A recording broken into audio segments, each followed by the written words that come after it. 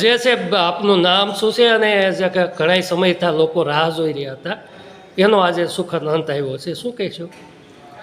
આ દેવભૂમિ સદભૂમિ જલાલાની તપોભૂમિ અને દાનેવ ધામ નગર સેવા સદનના હોલ ખાતે પરમ પૂજ્ય શ્રી માવેર બાપુના આશીર્વાદ તેમજ આ વિસ્તારના લોકપ્રિય ધારાસભ્ય શ્રી દેવીભાઈ કાકડિયાના માર્ગદર્શન મુજબ નગરપાલિકાના આદરણીય પ્રમુખ શ્રીના અધ્યક્ષ સ્થાને આજે સામાન્ય સભાનું આયોજન કરવામાં આવ્યું હતું।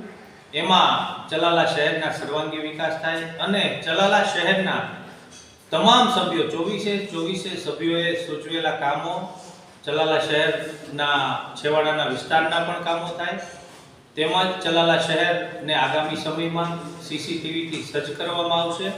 ચલાલા શહેરમાં પ્રવેશ જે દ્વાર છે તણે રોડ ઉપર એને પણ ડેકોરેટ કરી સુશોભિત કરવામાં આવશે। જે મુખ્ય આપણો શાક માર્કેટનો સૌથી મેઇન પ્રશ્ન હતો તો શાક માર્કેટને તીનબત્તી ચોકથી જૂની નગરપાલિકા સુધી બ્લોકથી મળી ત્યાં પણ જે રોડ રસ્તાનો પ્રશ્ન છે એનો પણ આજની આ મિટિંગમાં કાર્ય કરવાનું સૂચવવામાં આવ્યું છે।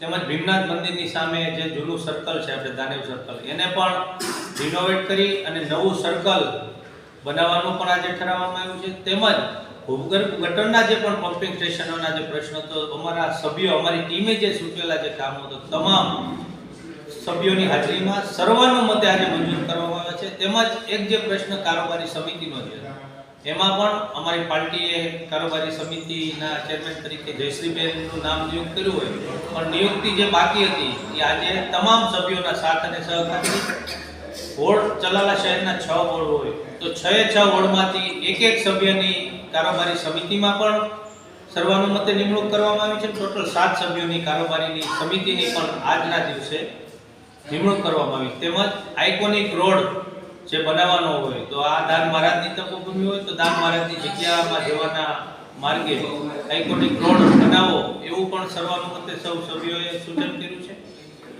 તો ચલાલા શહેરમાં પાણી પુરવઠા હોય, સફાઈ હોય, ગટર હોય, લાઇટ હોય, અમારા સભ્યોએ અમારી ટીમના જે ચૂંટાયેલા સૌ સદસ્યશ્રીઓ છે એમના દ્વારા જે સૂચવવામાં આવેલા કામો છે ધારાસભ્ય શ્રી દ્વારા પણ અમને માર્ગદર્શન આપી જે કાર્યો સૂચવવામાં આવ્યા છે તમામ મુદ્દાઓ સર્વાનુમતે આજે મંજૂર કરવામાં આવ્યા છે અને અમને જે સાથ અને સહકાર અમારા 24 સભ્યશ્રીઓએ આપ્યો છે તે બદલ એમનો સૌનો હૃદયપૂર્વક આભાર માનીએ છીએ। સાહેબ, અનિરુદ્ધભાઈ વાળા દ્વારા જે અંતિમ ધામનો જે વાત હતી તો એ બાબતે આપ શું કહીશો? એનું પણ જે અમારા સભ્યશ્રી અનિરુદ્ધભાઈ વાળા દ્વારા જે અરજી આપવામાં આવી કે ચલાલા શહેરમાં આવેલ તમામ સ્મશાનો એમાં દરેક સમાજના ધર્મના સ્મશાનને સુધારણા માટે એમાં જે ઘટતી સુવિધાઓ હોય એને ડેવલપ કરવા, પાણીની વ્યવસ્થા કરવાની હોય, સ્નાનઘાટ જે ઘટતા જે કામો તમામ પૂર્ણ કરવા માટેનો પણ આજે ઠરાવવામાં આવ્યો છે। ઓકે સાહેબ।